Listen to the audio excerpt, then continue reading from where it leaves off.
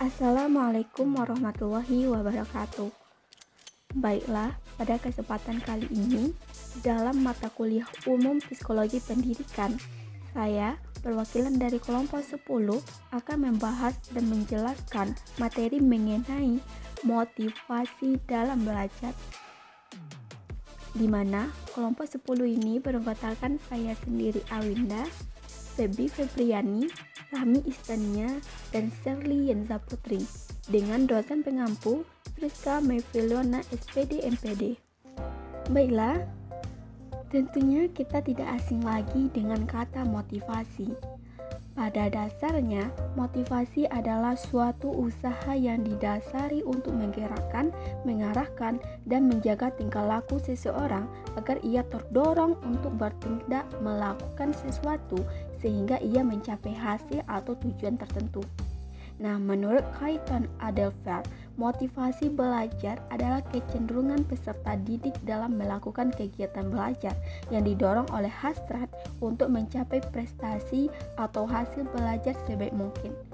Motivasi ini dipandang sebagai dorongan mental yang menggerakkan dan mengarahkan perilaku manusia, termasuk perilaku dalam belajar.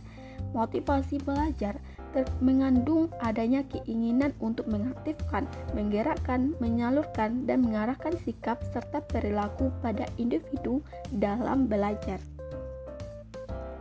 Selanjutnya, saya akan membahas mengenai teori-teori motivasi. Di sini, kelompok kami menyajikan 3 teori motivasi. Yang pertama ada teori kebutuhan.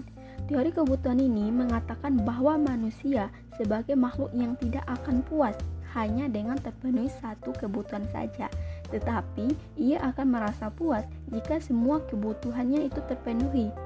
Kemudian ada teori humanistik. Teori ini percaya bahwa hanya ada satu motivasi, yaitu motivasi yang berasal dari masing-masing individu. Motivasi tersebut dimiliki oleh individu itu sepanjang waktu dan dimanapun ia berada. Selanjutnya ada teori behavioristik. Teori ini berpendapat bahwa motivasi dikontrol oleh lingkungan. Suatu tingkah laku yang bermotivasi terjadi apabila konsekuensi tingkah laku itu dapat menggetarkan emosi individu, yaitu menjadi suka atau tidak suka. Sifat-sifat motivasi. Yang pertama ada motivasi intrinsik. Motivasi intrinsik adalah motivasi yang timbul dari diri sendiri dan tidak dipengaruhi oleh sesuatu di luar dirinya, karena dalam setiap diri individu sudah ada dorongan untuk melakukan sesuatu. Orang yang tingkah lakunya digerakkan oleh motivasi intrinsik baru akan puas kalau tingkah lakunya telah mencapai hasil tingkah laku itu sendiri. Kemudian ada motivasi intrinsik. Motivasi intrinsik adalah motivasi yang timbul dalam diri seseorang karena pengaruh dari rangsangan di luar perbuatan yang dilakukannya. Selanjutnya, faktor-faktor yang mempengaruhi motivasi belajar. Yang pertama, adanya cita-cita atau aspirasi. Target ini diartikan sebagai tujuan yang ditetapkan dalam suatu kegiatan yang mengandung makna bagi seseorang. Kemudian ada kemampuan belajar.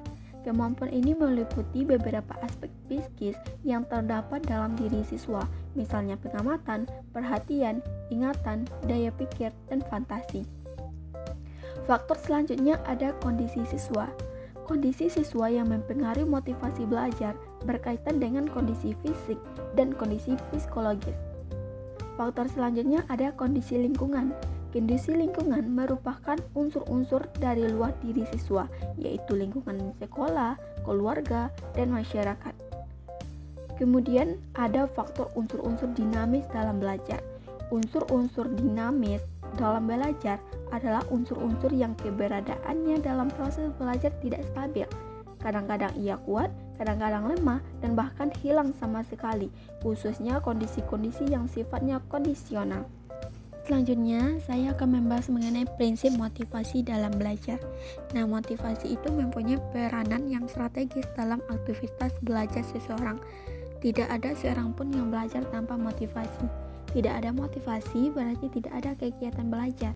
Nah, agar peranan motivasi lebih optimal, maka prinsip-prinsip motivasi dalam belajar tidak hanya sekedar diketahui, tetapi harus diterangkan dalam aktivitas belajar mengajar. Di sini, kelompok kami menyajikan beberapa prinsip motivasi dalam belajar. Yang pertama ada motivasi sebagai dasar penggerak yang mendorong aktivitas belajar. Nah, maksudnya adalah jika seseorang melakukan aktivitas belajar karena ada yang mendorongnya, maka motivasilah sebagai dasar penggeraknya yang mendorong seseorang untuk belajar. Bila seseorang sudah termotivasi untuk belajar, maka dia akan melakukan aktivitas belajar dalam rentang waktu tertentu. Nah, oleh karena itulah motivasi diakui sebagai dasar penggerak yang mendorong aktivitas dalam belajar seseorang. Kemudian ada motivasi intrinsik lebih utama daripada motivasi intrinsik dalam belajar. Nah, maksudnya selain kurang percaya diri, anak didik itu juga bermental pengharapan dan mudah terpengaruh. Oleh karena itulah motivasi intrinsik lebih utama dalam belajar. Selanjutnya ada prinsip motivasi berupa pujian lebih baik daripada hukuman. Nah, setiap orang itu senang dihargai dan dia tidak suka dihukum dalam bentuk apapun juga. Memuji seseorang berarti memberikan penghargaan atau prestasi kepada orang lain.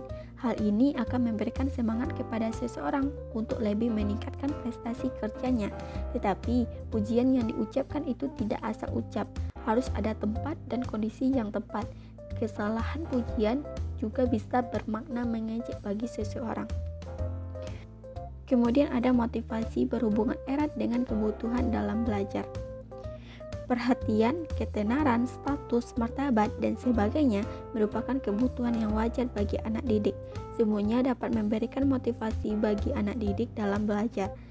Ada motivasi melahirkan prestasi dalam belajar. Dari berbagai hasil penelitian selalu menyimpulkan bahwa motivasi mempengaruhi prestasi belajar. Tinggi rendahnya motivasi selalu dijadikan indikator baik buruknya prestasi dalam belajar seseorang anak didik. Selanjutnya, fungsi motivasi dalam belajar. Motivasi dapat berfungsi sebagai pendorong, penggerak, dan pengarah perbuatan peserta didik dalam belajar. Kemudian, upaya-upaya untuk membangkitkan motivasi belajar siswa. Nah, dalam proses interaksi belajar mengajar, baik motivasi intrinsik maupun motivasi intrinsik, diperlukan upaya untuk mendorong anak didik agar tekun belajar. Nah, ada beberapa upaya motivasi yang dapat dimanfaatkan dalam rangka mengarahkan belajar anak didik di kelas. Nah, diantara yaitu memberikan angka, memberikan hadiah, melakukan kompetisi, menumbuhkan kesadaran kepada siswa, memberikan ulangan, mengetahui hasil, kemudian memberikan pujian, memberikan hukuman yang dilakukan dengan pendekatan edukatif, hasrat untuk belajar, dan tujuan yang diakui. Baiklah, hanya sekian dari kelompok 10. Salah dan jangkal mohon dimaafkan. Wabillahi taufiq wal hidayah. Assalamualaikum warahmatullahi wabarakatuh.